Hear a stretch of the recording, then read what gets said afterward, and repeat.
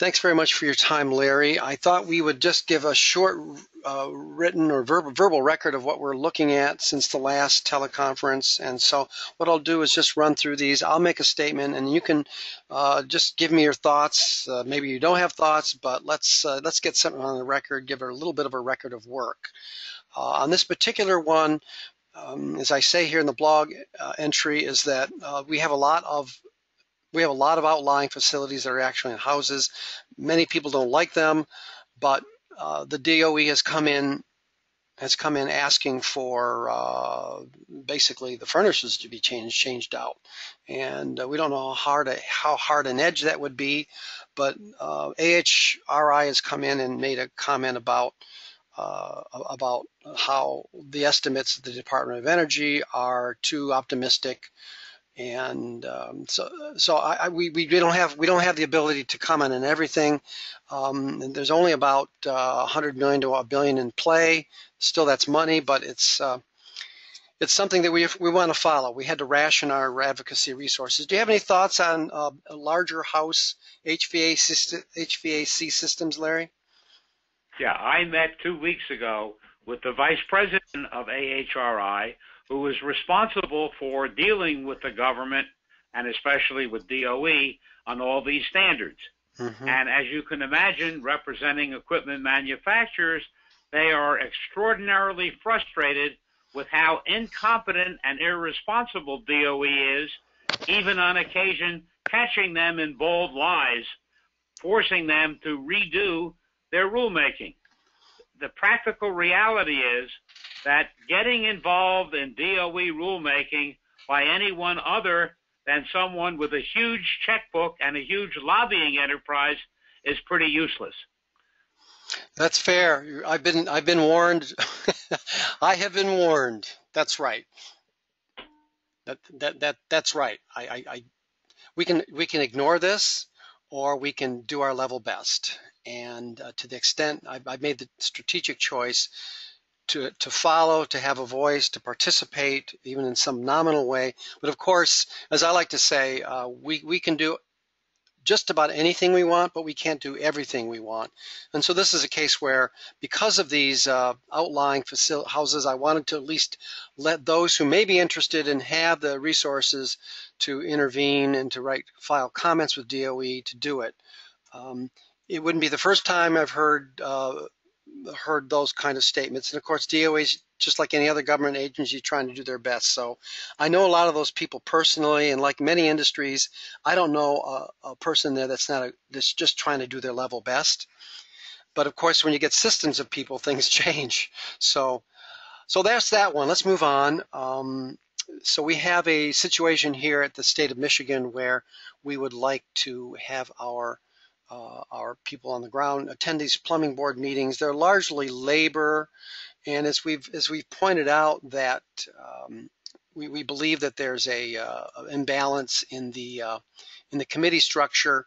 And if we look at what we've got here, you'll notice that it's largely enforcement and labor. So there's I'm not sure if this person can vote, but if we look at this, we have 1, 2, 3, 4, 5, 6. So of the 6 votes, let's assume this person can't vote, but let's assume they can vote because they have the ability to guide the discussion. So that would mean there would be 1, 2, 3, 4. 1, 2. That's 2/3 are labor. 2/3 are labor. Yeah, which would never pass muster in ANSI because it's dominance by a single interest. Right. So that's our point. We have an enforcement interest here.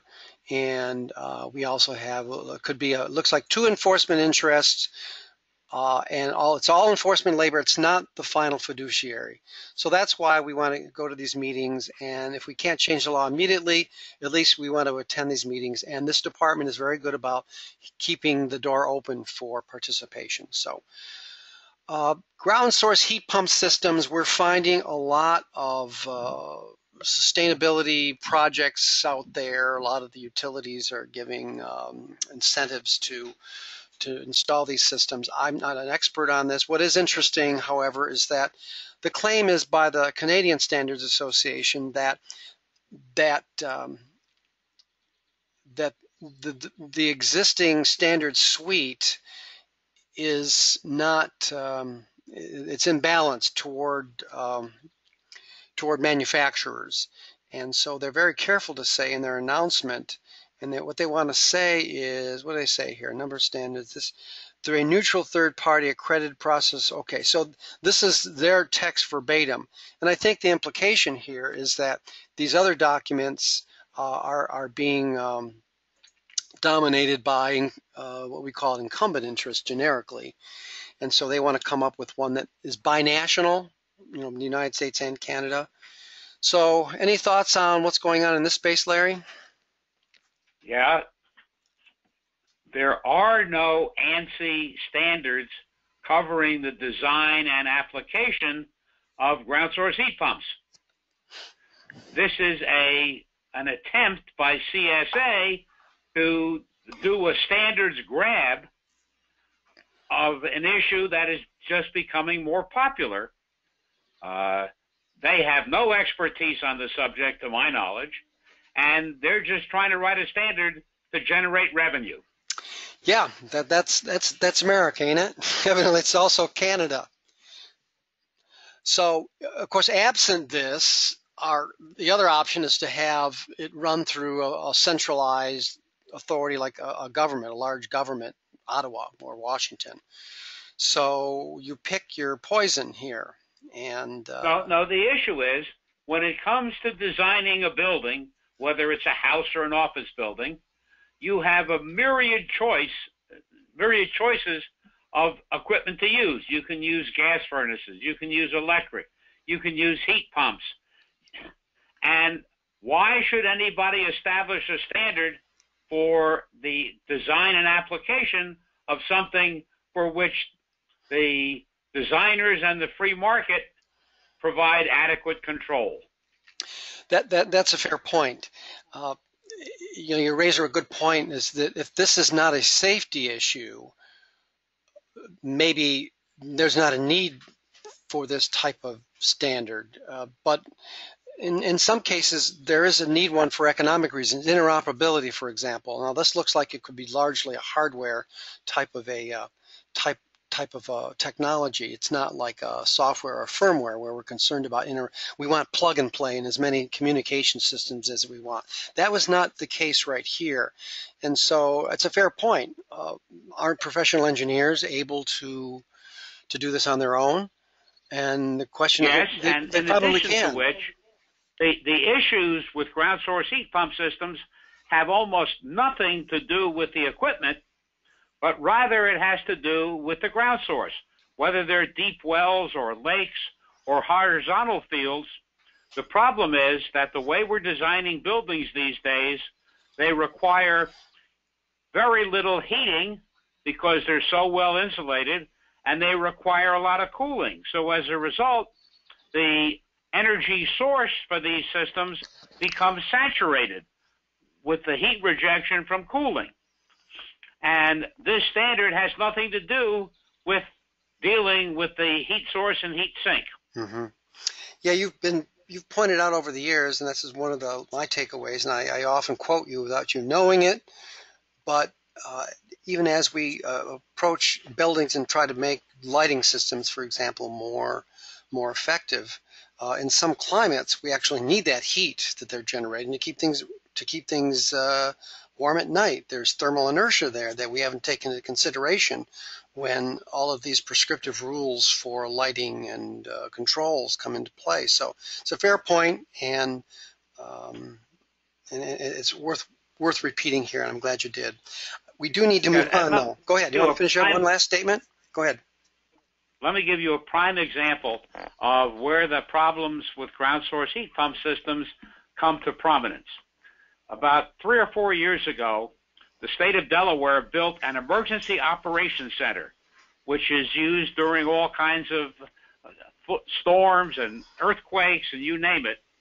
And to be green and to be a good neighbor, they put in ground source heat pump systems. And the first year, because this building had so much internal heat gain from electronic equipment, they saturated the ground.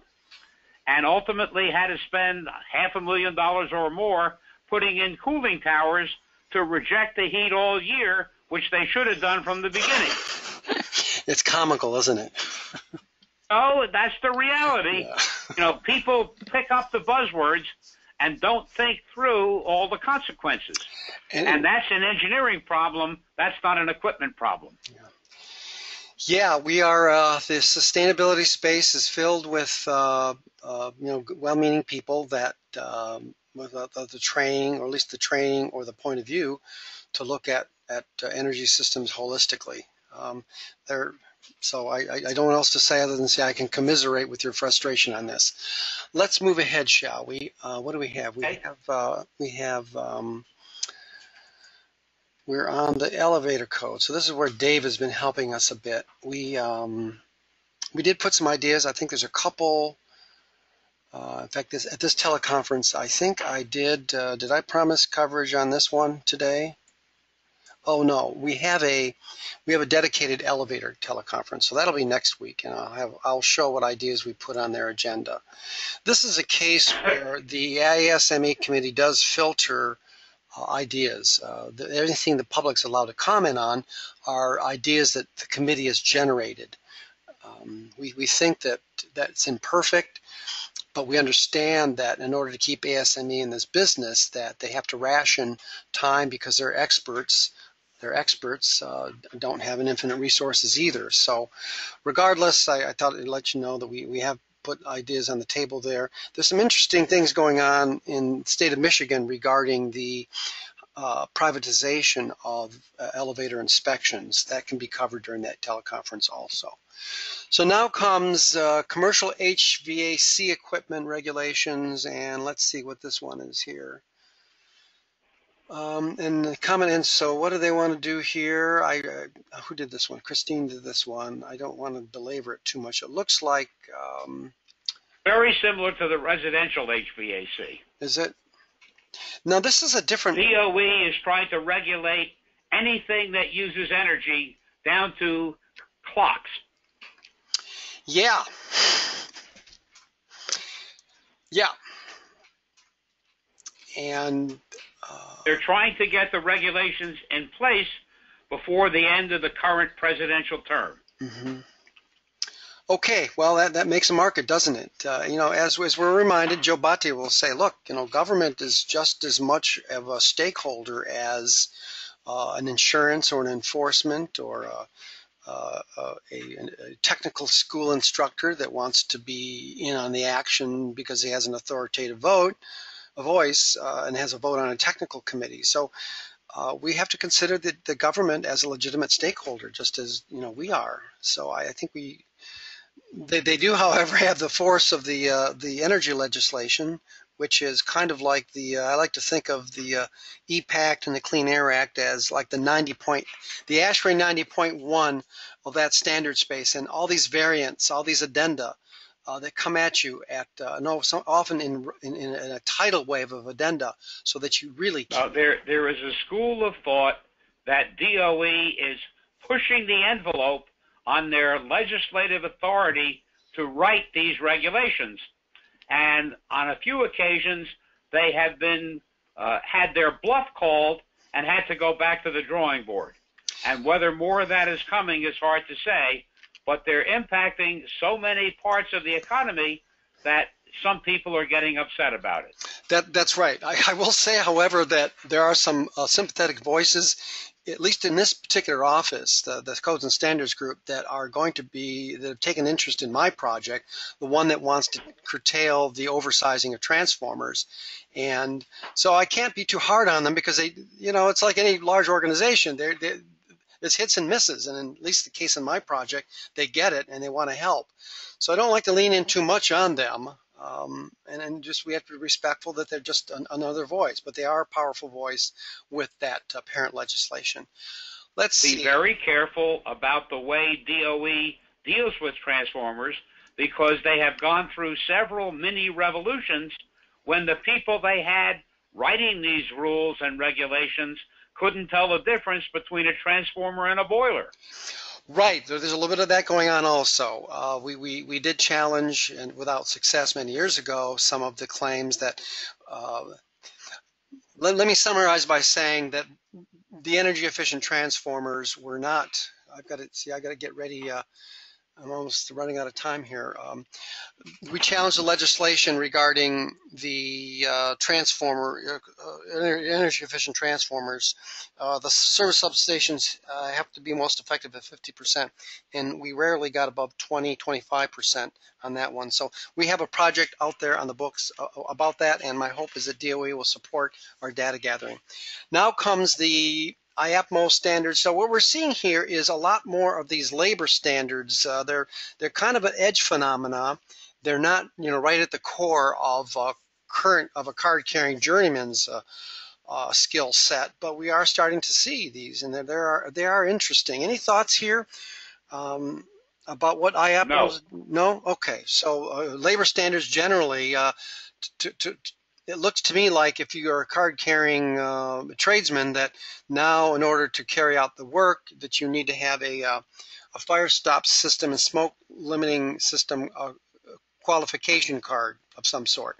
That's because building inspectors are not trained and are not inspecting fire stops adequately, resulting in damage and huge renovation claims when it's discovered that the fire stops are not installed properly. Mm-hmm. Okay, all right. I think there's an attempt to solve the problem. I must say I do admire the way IAPMO has evolved over the years. That's a different teleconference. So now comes AHRAE again. They've been fairly active. Maybe I'm not sure when they had their conference. Usually when there's no conferences, there's a lot of standards writing. Any thoughts about this one? Performance rating of outdoor system units. Just to protect their member companies. Yeah, okay. Now comes, all right, here's yours. Go ahead. Let fly on this one here, Larry. You're on the ground expert on this one. Well, ASHRAE Standard 188 was finally approved by ASHRAE a month ago in a huge fog. And they met 2 weeks ago with their lawyers to try to put Band-Aids on it, on what's already published. And you can expect to see a number of errata and addenda coming out in the next few weeks in order to make it at least half right. And so don't buy it yet because there's a lot of problems with it. Okay. We'll take that under advisement. I guess you're the lead name on that one, have been for years as best I understand. Okay, let's see. Now comes closed circuit ammonia refrigeration. We didn't get a lot of feedback on this. We do have a fair number of very specialized laboratory refrigeration systems. Do you know much about this particular technology, Larry? I do, but you'll virtually never find it in commercial and institutional buildings. About the only place you'll find it is in refrigerated warehouses. And we have those too, but I think we picked up not on at the university. Maybe not at the university. So there's a sentiment that I have also, is that I like to give some visibilities to new standards developers. Now, they may not be new, but it's also true that we don't see a lot from them, and to the extent that I can, we have a large economic footprint. I do want to be a friend to standards developers everywhere, especially the newer ones, helping them along, like APA's a new one, Simon Institute's a new one. So this kind of falls along the line. I think I did want to at least give some visibility to that. Let's see here. What's this one? This is the same thing. Another organization. I'd never heard of the Associated Air Balance Council. And they've been around for ages. Have they? And this is a welfare program for their employees. Okay. Now, and that's it.